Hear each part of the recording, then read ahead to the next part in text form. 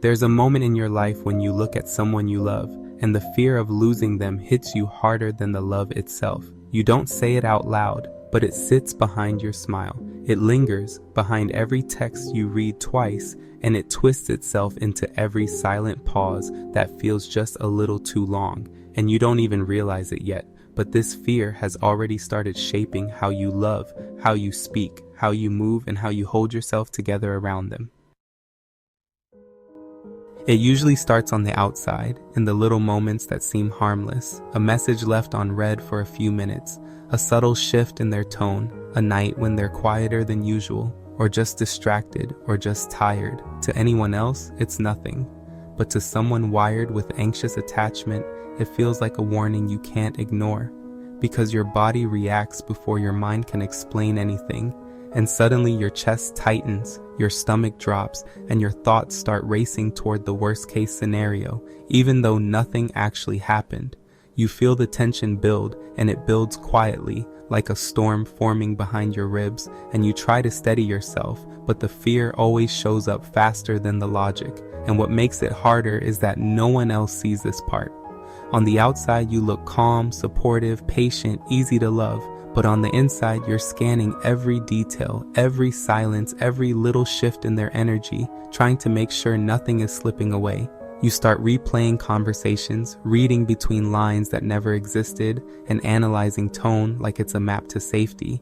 And this becomes your normal before you even realize it.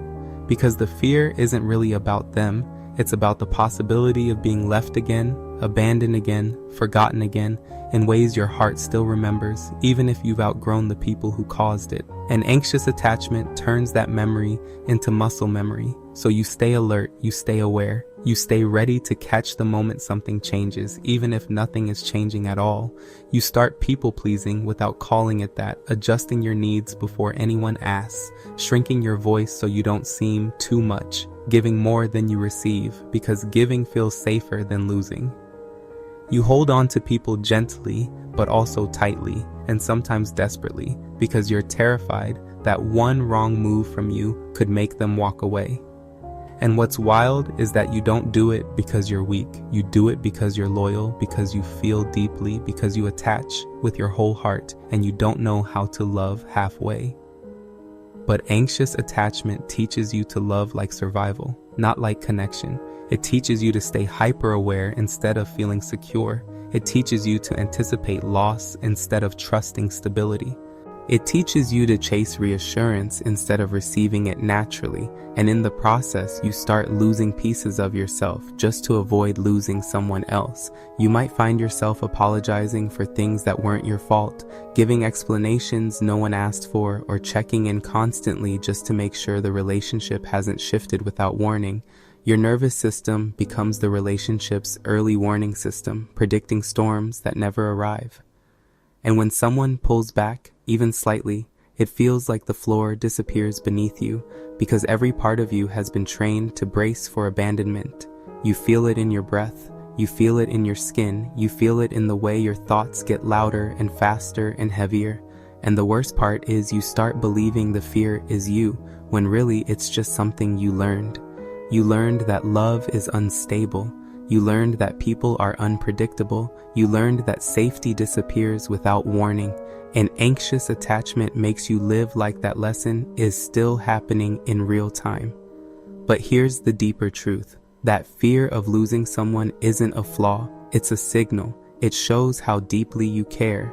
It shows how deeply you connect. It shows that you love with your whole chest, even when your heart is tired of carrying so much. And the reason the fear feels so strong is because it's tied to the version of you that wasn't protected, that wasn't reassured, that wasn't chosen in the ways you needed. That part of you is still trying to make sense of love, still trying to predict danger, still trying to make sure you never feel that level of hurt again. But the reality is this.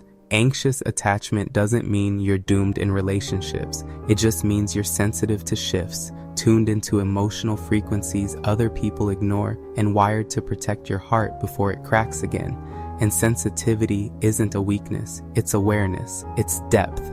It's intuition sharpened by experience. When you start noticing that, you can shift from reacting to understanding, from panicking to observing, from clinging to communicating. Because the moment you understand why the fear exists, you stop letting it run your love life from the shadows.